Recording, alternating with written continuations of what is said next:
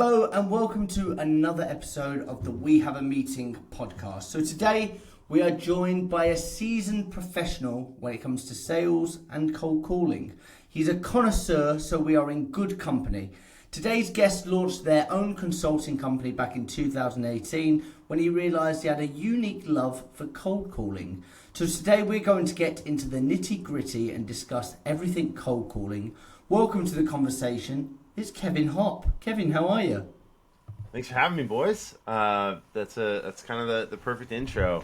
Normally, when people think about me, they think about cold calling, and they're not wrong. That is something that I do. I wear shirts like this. So my shirt, I don't know if there's going to be audio or video along with this, but life is too short to listen to the phone ring is what my shirt says. So I like it. I got shirts like this, which makes me why send an email where you could pick up the phone? That's right. Why send an email? Although some people you have to email because there are people that don't pick up the phone. Okay, we'll get into the controversial bits later on. We start the podcast the same way every single time. So who are you and what problem do you solve? Great question. So my name's Kevin Hopp. I live in sunny Southern California, other side of the world from you boys. And I live here with my wife and daughter. I've been in technology sales for almost 10 years, coming up on a decade. And I started my own consulting firm in 2018 because I kept getting tech sales jobs. And every time I got a tech sales job, I thought, well, this job, they're going to have it figured out. I'm finally going to get to be a closer. And they told me in the interview they got a good marketing engine. They told me that we got an inbound. They told me we got this going. I'm going to have a pipeline. I get to finally be what I've always wanted to be, which is that closer. Coffee is for closers. That's my job. I'm strategic. I'm going to learn how to close business. And guess what? The grass was never greener in every company. I went to, I had 5 jobs in 5 years. They all sucked at it. They all sucked at outbound. So I became obsessed with the problem. The problem was, damn, I need more pipeline. I need people to sell to. I need to go find a formulaic, systematic way of doing outbound as opposed to what I saw people doing. So when truth be told, my life changed the day that I saw a dialing platform working. I didn't know that there were dialing platforms. I thought that 99% of us out here in the sales world were just going one by one, right? And I did that for many, many years. And then when I saw a dialing platform work, I'm like, wow, if I can learn how to work this, I could take this to other people and blow their mind the same way that I had my mind blown. So long story short is, I'm Kevin Hopp, and I help people cold call effectively and build outbound pipeline. Outbound very specifically, not inbound. Good answer. It's interesting. I think when we started the business, we were dialing on mobiles, and then all of a sudden we were like, "Oh my God, there's a dialer, and it's got the word power before it, and we can call like more, double, triple the people." It blew our minds. So it's very fascinating. So I guess on your website it says you have a unique love for cold calling. Why? Why cold calling? Why have you chosen that?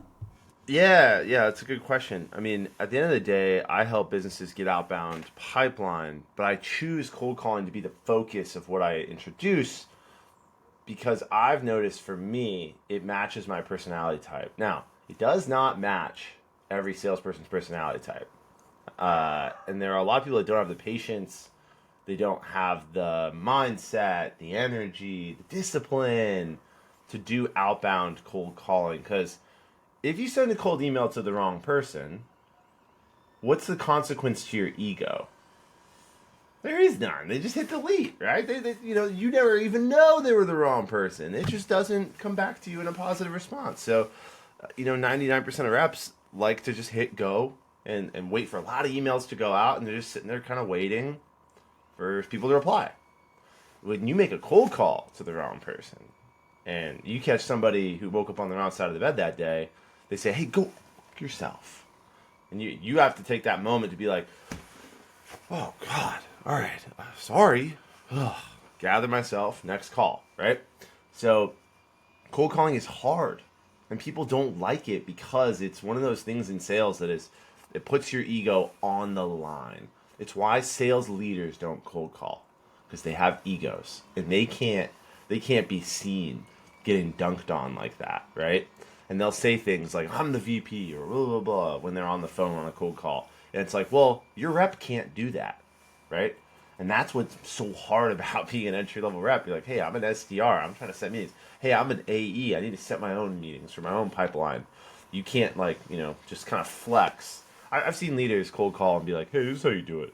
And they start the call by saying, yeah, I'm the SVP of sales. And, of course, people listen because you can use that. There's dynamics. So, anyways, cold calling is not easy. And it's the one thing that in sales, I think, that takes ego. That's why I'm good at it. I don't have an ego. Good man. So based on that then, if someone came to you and they said, right, Kevin, I want you to rate my cold call or roast my cold call, what is the tick list that you're looking for of what makes a successful cold call other than the obvious?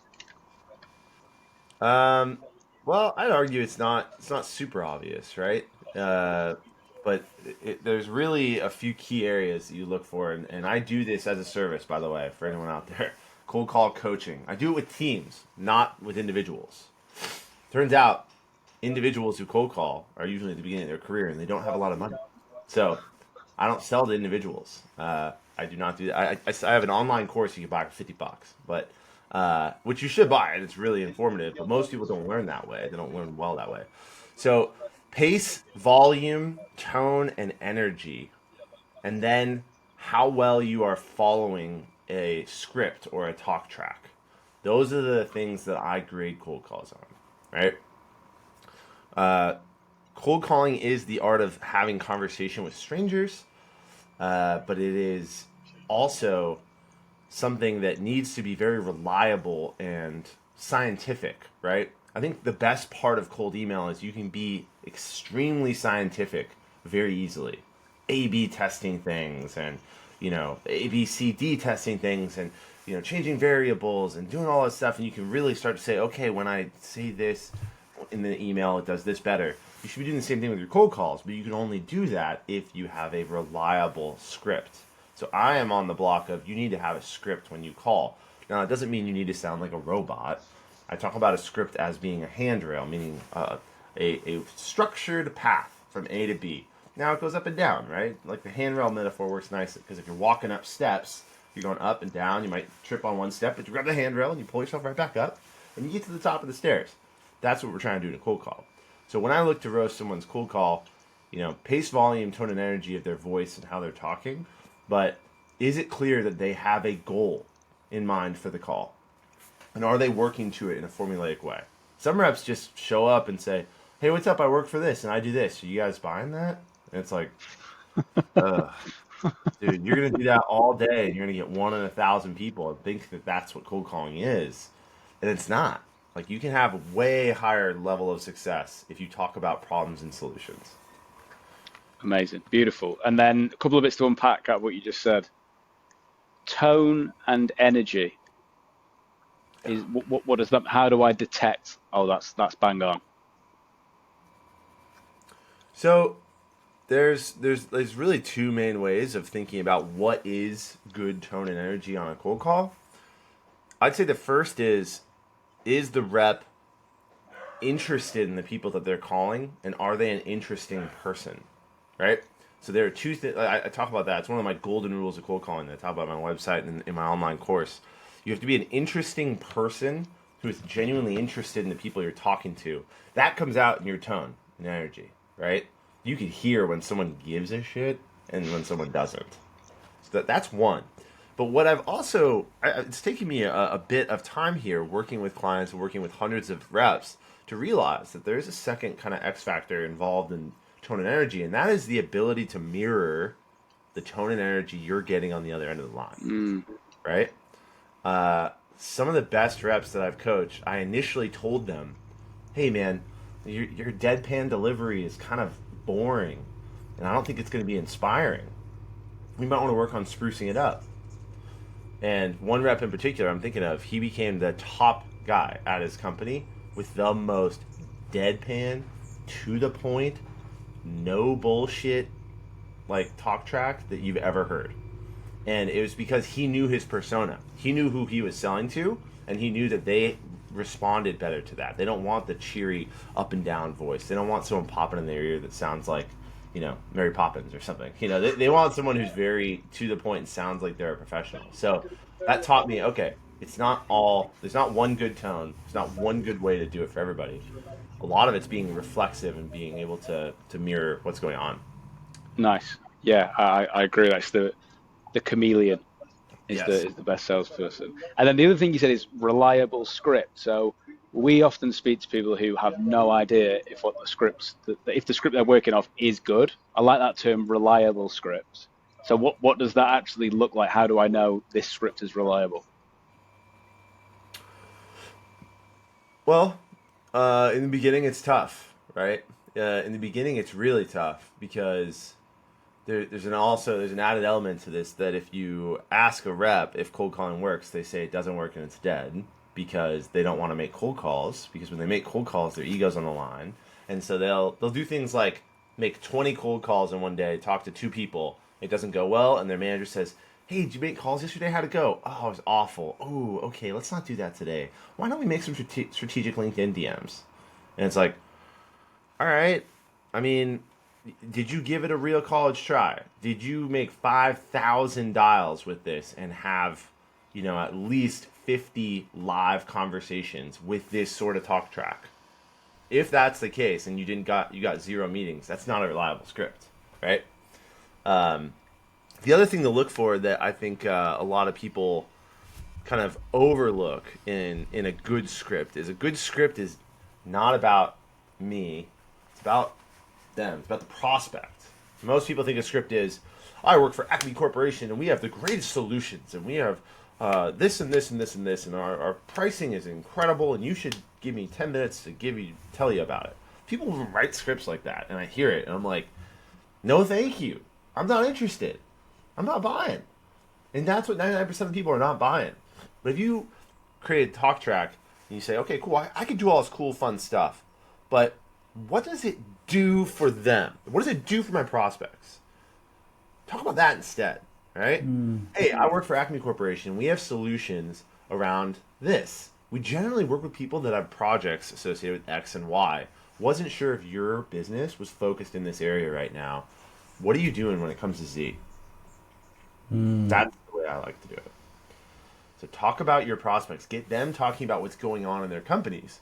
And then us as intelligent salespeople that won't be replaced by ChatGPT, if you're good, if you're smart, if you can put, turn over rocks and connect dots, you have longer conversations with people, you can find opportunities. And it might not be getting a meeting on a cold call. It might be finding out what this executive, what this decision maker, what this person is focused on in the next 2 to 3 months so that you can tailor your outreach to them moving forward. It's also very valuable. Very valuable. Not enough people reverse engineer it. They don't. They kind of run at it blind. I did some training with somebody recently, and I said, "What's your script look like?" And they said, "Oh, I just wing it." Like, how? How do you just wing it? Where do you even start? Like, you're just going into it blind every day. Like, if it was anything else, if it was a marathon or a war, you would prepare. So why treat cold calling differently? I want to go back to tonality just briefly, Kevin, and I'm a big fan of like actionable takeaways, so stuff that the listeners, SDRs, AEs can actually try with themselves. So say I was a new SDR and I paid for your training. I've come from a really rich family and they want to see the boy do good and they've invested you to coach me. Are there any I don't want to say games, but any techniques or any scenarios which you'd say right, let's do this to work on your tonality? How do we improve? So if I call you and I'm like, "Hi Kevin, my name's Jack, I'm calling from wehaveameeting.com. I'm calling you about," where do we start? How do we get that good? I'd say start with the talk track, start with the script, and the script has to be about them, right? Now, most reps that are listening to this are going to look at their talk track and say, "Oh shit, my talk track's an advertisement," right? It's an advertisement. And here's a really good thing for everyone to really deeply think about. If cold calling and outbound sales is just calling someone and telling them what you do and hoping they need it or want to buy it, ChatGPT and AI will replace all of outbound sales. You are absolutely what's the word I'm looking for? Disposable. You are gone. If that's all people are paying you to do. So how can you develop a talk track that gets people talking about their business and what they're working on? That's step one. You got to have a talk track that's opening doors in the conversation to talk about their business, and it's not around buying your stuff. One of the other golden rules of cold calling is no one wants your stuff. No one cares about your stuff, right? They care about what it could do for them. And in cold calling, we're missing something that is so important, and that is context. You're calling this person out of the blue. Cold calling is done on my time. It's done on the rep's time. I choose when I'm going to call you. And we're going to talk about this right now, right? And reps will completely forget that there's no context there for the prospect. They're like, well, shit, my stuff is so great. And my VP told me that if we just call and tell them that we have the best solutions in the space, that they'll want to take a demo. And then we just need to beg them for their time, right? But the worst closing line of all time is, I'd love to get 30 minutes of your time to show you my demo. That's the worst line of all time. The only response to that is, I bet you would. I bet you'd love that. Yeah. Slimy salesperson, get out of my ear. But if you take one of these white-haired sales leader types, you put them on the phone, they close with that line every time, every single time. I'd love to just show you. I'd love to get 30 minutes next week. I hear it all the time, and I always just go, ugh, gross. So, anyways, back to actionable. Number one, talk track. Number two, something that most reps don't do because, once again, this theme of ego, this theme of cringe, this theme of, I don't. Listen to your calls. You got to listen to your own calls, right? Most people, if you are pursuing a career in sales, if you listen back to your own calls, you'll be able to go, yeah, all right, okay, I made a mistake here. I wouldn't respond well to that type of tone or energy either. I can't really blame this person, right? Listen to your calls, particularly the ones that go bad, right? The ones that go poorly, that are over 30 seconds long, are worth listening to again. And if you're not getting conversations past 30 seconds, you got problems there too. That goes back to the scripting, right? That goes back to the concept of, are you just ambushing people and vomiting a giant pitch on them? Are the people that you're talking to in a place or time where they can talk? These are all things that certain managers and certain old school philosophy, right? If you think about who hires me and pays me big consulting money, it's white-haired sales leaders that know this is important, but they know their old school methods don't work with Gen Z, Gen X, and millennials, right? I bring a method that allows the millennials and the Gen Z kids to actually have good conversations when they cold call. So, one of the big things is making sure people are ready to talk when you call, not just ambushing them on the phone, which is old school. Old school is ambush. Show up and pitch hard and close, coffee for closers. I like it. It's good. Can I bring a controversial topic to the table, Kevin? Hell yeah. Okay. I've had many arguments on LinkedIn about this, and who knows, we might argue. I'm keen to get your thoughts. Yeah. Research and cold calling. Yes. What are your thoughts? Yes. Okay. So let me ask you a question. Oh, shit. In a practical sense, if I know everything about a prospect, where they went to school, where they, went to college, what their mom ate for breakfast that morning, does that make them any more likely to pick up the phone when I call? No, it makes you a weirdo. Makes you a weirdo, right? Now imagine, research before making a cold call is another one of these old school philosophies that, unfortunately, makes logical sense. I say unfortunately because reps go, well, I wouldn't want to call Jack if I don't know anything about him. Of course I'm going to research. And then they go to their sales engagement platform and they've got 600 leads. So then they go into LinkedIn and, hey, Johnny, what'd you do today? I researched. I did research on my leads. And then they go to make calls, and they only had enough time, and their, squirrel brain, Instagram, TikTok brain can only really focus for about 20, 30 seconds at a time. So they really only researched about 5 or 6 people and went down a rabbit hole because they saw a cute girl's profile, and they clicked and click. And then they make 10 calls, and one person picks up, and that person's busy and hangs up on them, and there's ego death moment of, God damn, I put all this effort in, and there was no effort reciprocated by my prospects. Ego death. This sucks. Cold calling's broken. I hate it. So, ipso facto, unfortunately, the fallacy of research improves cold call conversion rates hurts reps. Hurts them so badly. Because if you don't research, and instead you know categorically based on their title and their role and function in their company what they should care about, what should keep them up at night, what might be a problem of theirs, and you batch that, you can have 10x better results. But it doesn't matter where they went to school or individual research. I always find it quite creepy when I get those personalized emails relating to some obscure thing that they found from finding my Facebook or something by accident. So I'm with you. I think the counter argument that sometimes we hear is people will have had that 1 or 2 bad experience where they've been called out on the call by the prospect. Have you even done any research?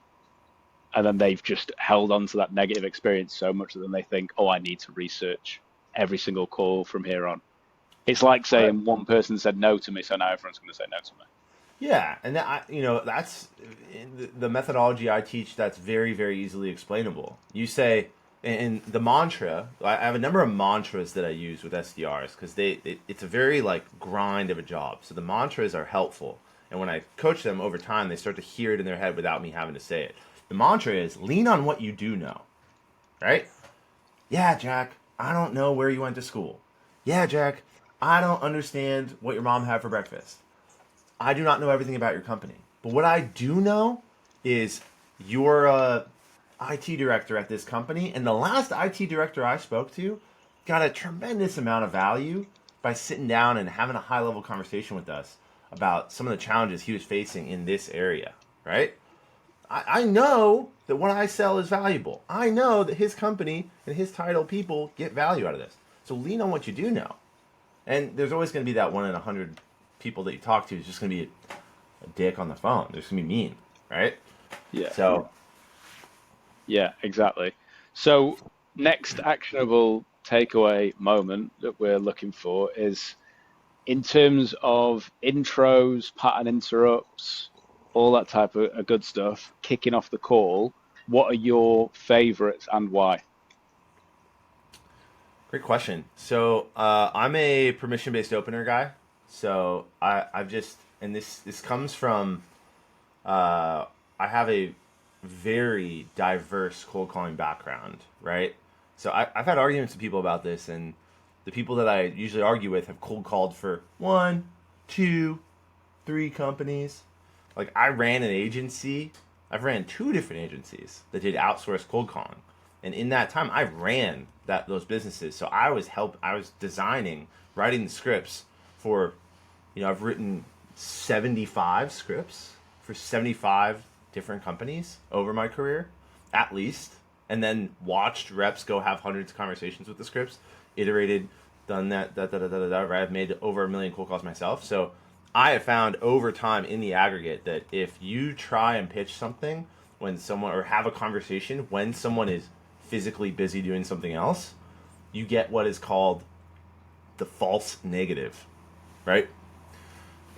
The little brother of the false positive. False positive is a more popular term, right? A false indication of interest. The false negative is when someone tells you really quickly, who is this again? Oh, Jack, yeah, you know what? Thanks for the call, man. I'm not interested. Hey, thanks for the call, man. I'm all set, right? Or, hey, I'm in a meeting. Oh, well, do you have 30 seconds? I can tell you what it's about? Yeah, sure. oh, we're at Acme Corporation. We're doing. Oh, yeah, thanks for the call. I'm all good. I'm good. It's called a false negative. They're not actually good. They're not actually not interested. You were trying to push the subject and have a conversation with them when they're not ready to talk. Then the question comes back to me, well, Kevin, when are they ready to talk? What if every time I call they're like that? Well, every time you call, they're not going to be like that, number one. Number two, this is why I do not work with companies that do not invest in technology, period, full stop. I do not do consulting with companies that are not ready to invest in technology to make it so reps can follow up effortlessly. Call the same list 10 times with different phone numbers. So someone's not looking at 10 calls from Kevin on their phone. They're saying, man, my phone is ringing. And the odds are they're going to pick it up over the course of 2 weeks. But you need to have a system and a process so that you're getting into effortless conversations and you don't have to hunt people and you don't have to annoy them and da-da-da-da. All this to come back to the point of, I always open with a permission-based opener, which is some version of, you say the same thing every time to open the call, right? You say the exact same thing. Why? Because it gets a reliable response. Hey, this is Kevin, Hopp Consulting. How you been? How you doing today? Comes back every single time. Yeah, I'm all right. Wait, who is this? Where'd you say you're calling from again? Because every single prospect wants to know two things. Audience, say it with me now. Who are you? Why are you calling me? Who are you? And why are you calling me? Who are you? What do you want? Right? That's what everybody wants to know. But you're going to tell them who you are and where you come from, and it's not going to make any sense. It's going to go right through their brain, and they're going to go, Kevin, Hopp Consulting, hop like a bunny rabbit? My daughter likes bunny rabbits. Kevin, my old roommate in college was Kevin. Is that him? Is that him? No, it doesn't sound like him. All that's going on in a microsecond in their brain, right? So then they come back with, okay, yeah, who is this again? You say, oh, it's Kevin with Hopp Consulting Group. Look, I know I caught you out of the blue here. Do you have a minute to have a cold conversation, or are you busy? Some version of that, right? Once again, I'm not a stickler on the words, right? I don't like, here's one thing I am a stickler on that I take a different, very opposing view from some people on. I'll call it a cold conversation. I don't like saying it's a cold call, right? I don't like that because the connotation of cold calls is sales, is, all that. I want this person thinking, the person who just cold called me, is a dynamic, smart, talented individual who's worth my time and effort for a conversation, not just like, I'll hear your pitch and let you down easy, right? I'm not looking for a favor from somebody. I'm looking to have a business conversation.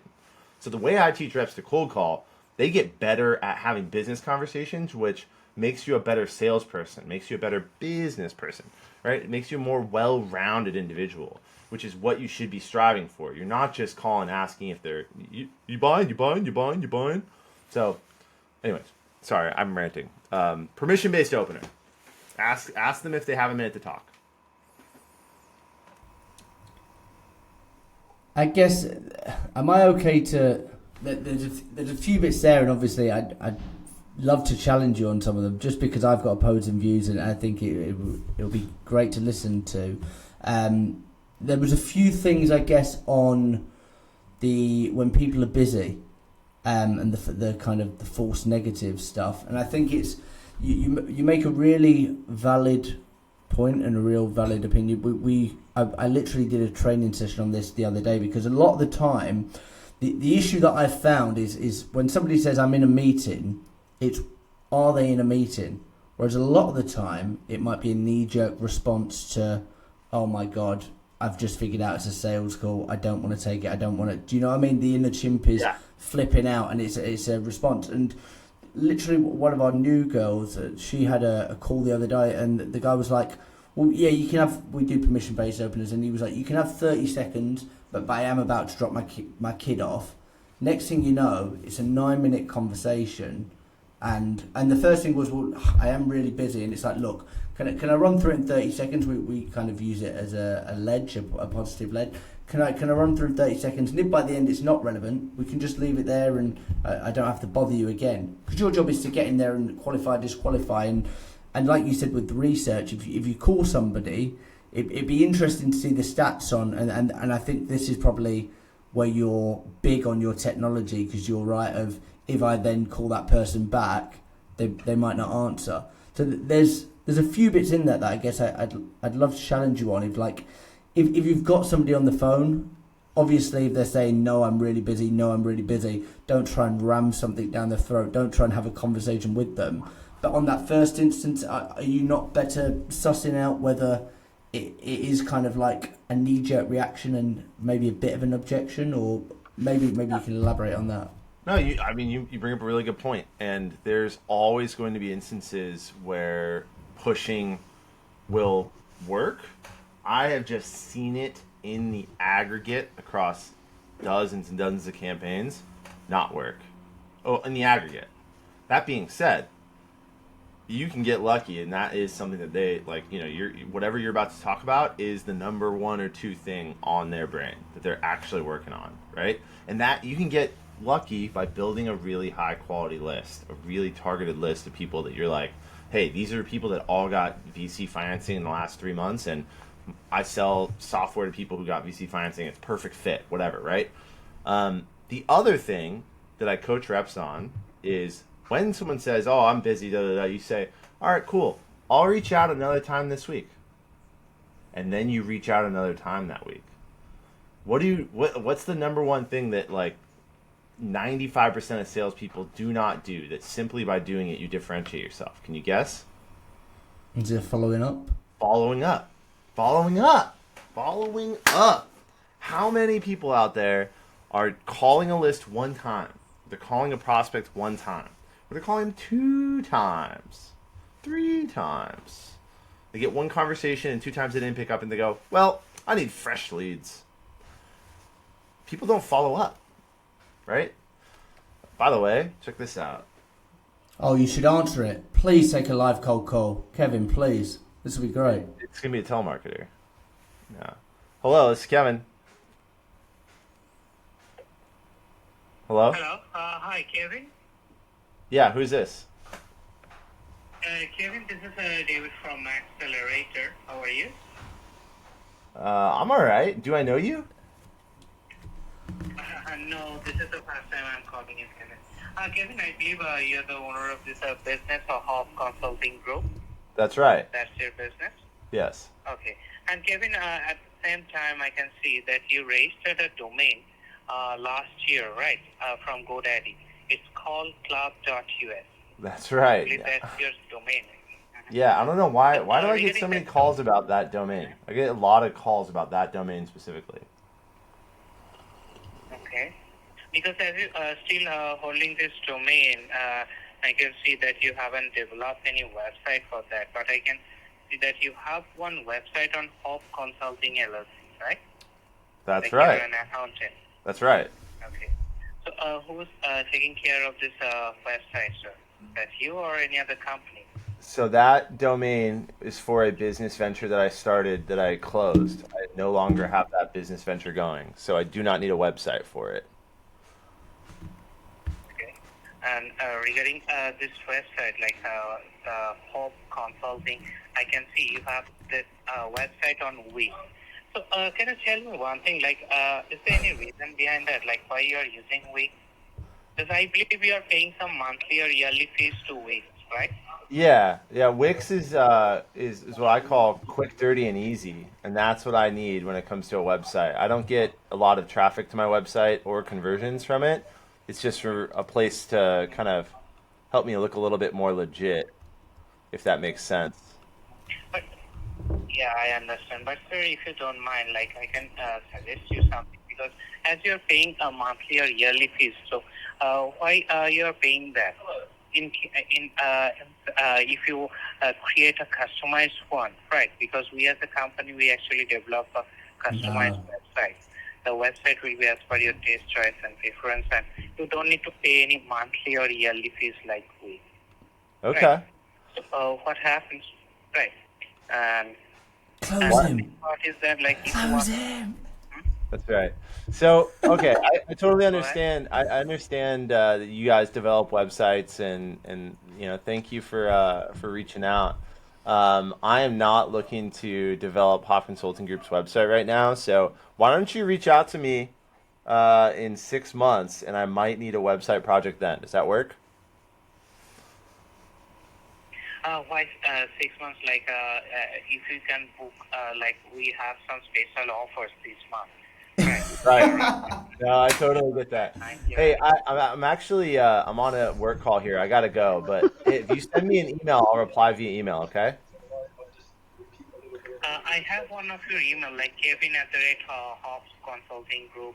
That's Perfect. the best email. Perfect. Yeah, I gotta go. Talk to you later. All And they right. say cold calling is dead. my Right, God, there's brutal. there's a lot to dissect there. What better than a conversation about cold calling and taking a cold call? Okay, roast it, Kevin. Out of 10, what are you saying? I mean, that's tough, right? Out of 10, I give him like a a 6 or a 7 at least. Like the Wow. guy Wow. he did a decent job. Like he knew something about me. He knew, he could have done a little bit of research on the call guys, I guess, to figure out that like that's a separate business. Like if you go to thecallguys.com, is it still? I actually don't know. But that was a different venture that I had. That is no longer a thing that we're not involved in anymore. I mean, dude, that's brutal, right? Like his number popped up as telemarketer. I didn't want to take it. I only took it because you guys forced me to take it. We pressured you. We put pressure on. And That's what we do, Kevin. he asked to set a meeting to develop my website. That one domain, I bought like 7 domains, right? Like, because when you buy a main domain, you buy like the US, the org, the what. I bought a bunch of them, just so I'm like, all right, cool. And everyone calls me about the callguys.us. I've gotten like 5 calls from people trying to sell me a website for it. I'm like, sorry, no, I'm good, right? So like the hardest job in sales these days is either website development or app development. Like I've had those companies come to me and say like, "Hey, can you help us cold call?" I'm like, "No." I'm like, that is so hard. You need to do what this company's doing, which is they outsource it to India, right? This guy had an accent and his dialer was really cheap. It beeped when I picked up the phone, which is I believe it's Vici Dial, one of like the really cheap auto dialers. It's like $20 a month. Like that beeps in your ear when you pick up, and now every American knows when they hear that beep to hang up, right?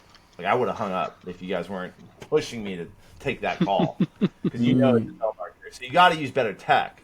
All the tech that I work with and stuff, doesn't beep in your ear, which is important. You can't have it beep in your ear. So I thought it was going well when he well, I didn't think it was going well, but he asked the question of what's going to happen in 6 months. And I was like, Yes. yeah, this is going. Here we go. Okay. What's going to change? And then it was like, because we have bloody good special deals on now, and it was like, oh no, you're taking it back.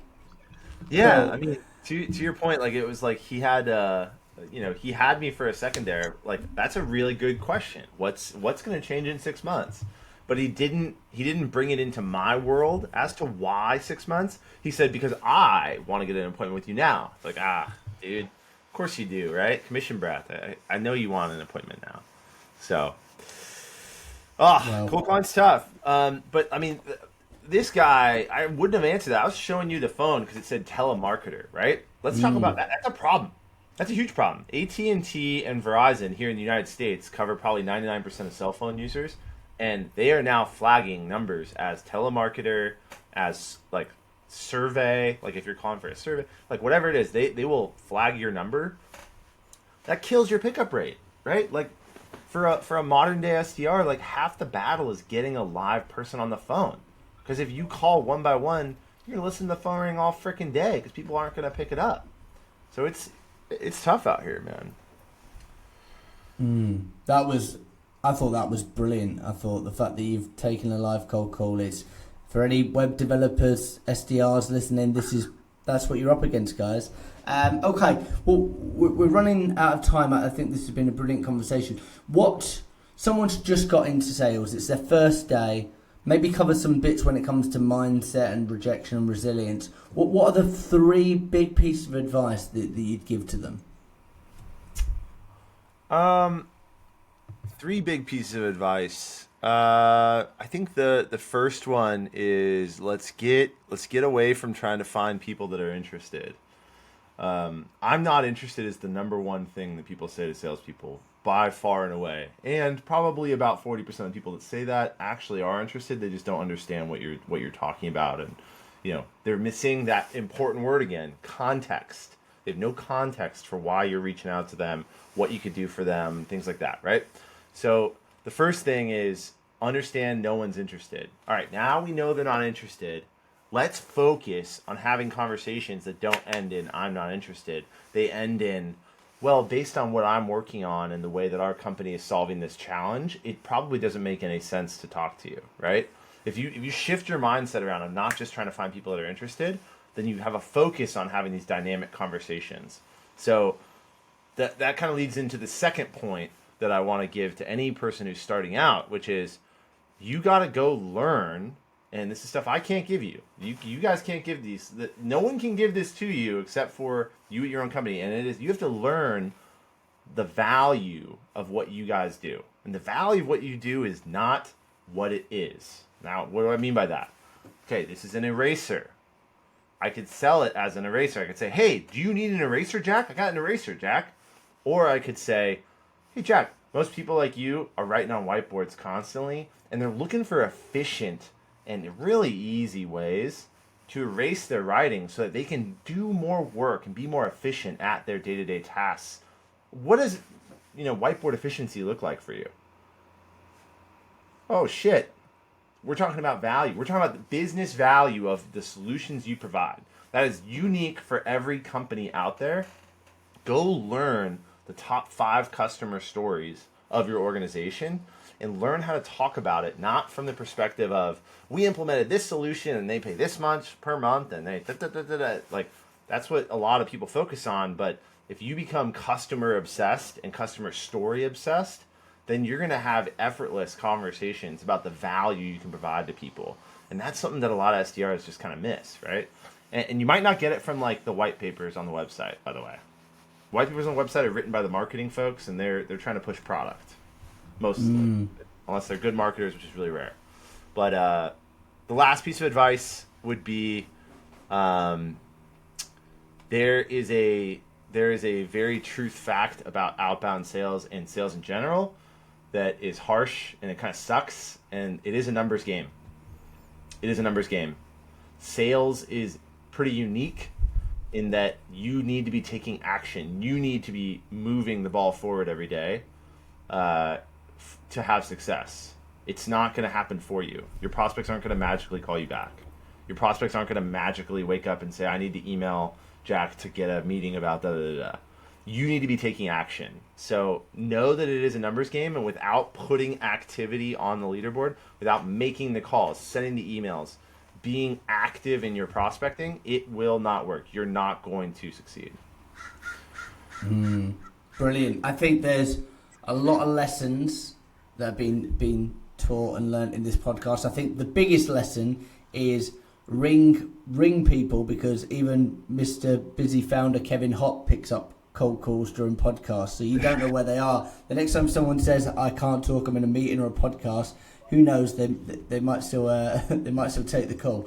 Kevin, if somebody wants to do your cold calling class, they want to work with you, they want to follow you, where can they find you? Where should they look for you? LinkedIn is the best place for sure. If you just find me there, I'm happy to talk. On LinkedIn, you will find links to all the important things like number one, I have a podcast that's free to listen to. Like, that's another tip. If you're just starting out, listen to Hop on Calls. It's my podcast. I make live cold calls. It's all real. Like, it's not just a guru talking from the high pulpit every week. I'm going to go live here in about an hour and a half with Ryan Paris. We're going to make live cold calls. So you can hear that in my podcast, learn from actual real life cold calls. My online course is there too. It's a really good way to get started. That's really easy.